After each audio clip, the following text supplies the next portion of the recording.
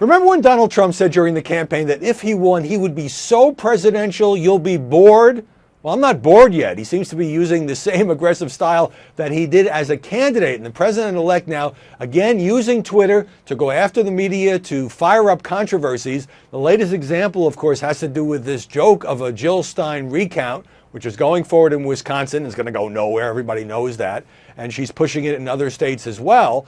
And, you know, the way I'm describing it is the idea of a Green Party candidate who got almost no votes pushing a recount was treated by the media initially as kind of a two-alarm fire, when it deserved to be treated as, I would say, a dumpster fire.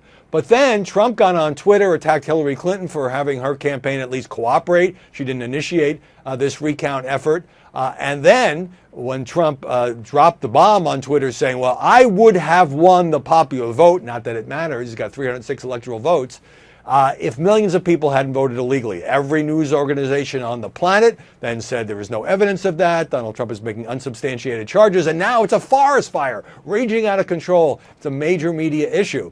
And Trump, the latest twist on this is Trump reacted to that with a tweet storm against CNN. Everybody knows he doesn't have exactly a high opinion of CNN. And he went after the CNN reporter Jeff Zeleny, who reported on this, not only saying, like everybody else, that there was no evidence, but I think saying that Donald Trump was acting like a sore winner. And so Zeleny is a former New York Times correspondent. He's no lightweight, but Trump was retweeting what some of his followers were saying Jeff Zeleny, just another generic CNN part-time wannabe journalist. Another one said, you have no sufficient evidence, Zeleny, that Donald Trump did not suffer from voter fraud. Shame, bad reporter. Well, so now CNN and everybody else in the position of having to prove a negative, that Trump didn't suffer from millions of people voting illegally. By the way, the guy won. So it's a little hard for me to understand why he is pushing this. I know he probably got ticked off at CNN's coverage. CNN hasn't commented. Zeleny went on Twitter to say he's looking for examples of voter fraud, and he's a full-time journalist working.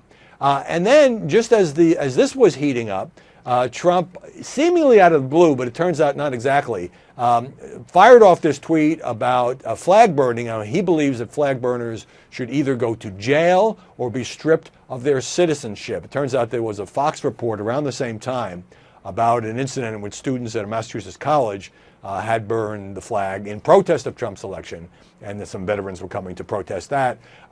Look, I'm sure most Americans feel the way I do. I hate flag burning. It makes me really angry. But at the same time, there is a constitutional right to do that. The whole point of the First Amendment is to protect unpopular speech, and the Supreme Court ruled on this in 1989. So I don't know if the president is going to make a serious push about this. By the way, Hillary Clinton a decade ago said she'd like to introduce legislation or supported legislation for some kind of jail term for flag burning, but it does run into these constitutional questions. The bottom line here is, whether he's talking about voter fraud, flag burning, CNN, you name it, Donald Trump has 16 million Twitter followers, and he's got this giant megaphone in that we in the media all react to just about everything he puts on Twitter. Therefore, day after day after day, and it's the same thing whether it's Mitt Romney or David Petraeus or Rudy for Secretary of State, he is framing the debate. He is driving the media agenda. And while many, establishment journalists may clear their throats and says this simply is not how it's done, the transition is chaos, we're just not used to this. A guy who got elected president by being aggressive on Twitter and on the air and through his public statements and sticking it to the media.